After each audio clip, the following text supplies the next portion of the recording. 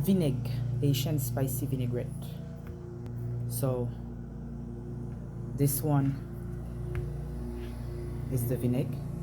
It's a vinaigrette. So once it's been sitting, the citrus and the oil separated. So all you have to do before you use it, you take your jar, you shake it well. Okay, it's a vinaigrette. Shake it, shake it, shake it, shake it. Good morning. And then there it is. Here is your vinaigrette. You can use it for everything.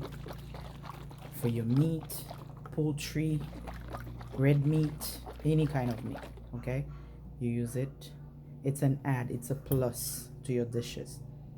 All right, you can, while you're cooking, you can add it while you're cooking.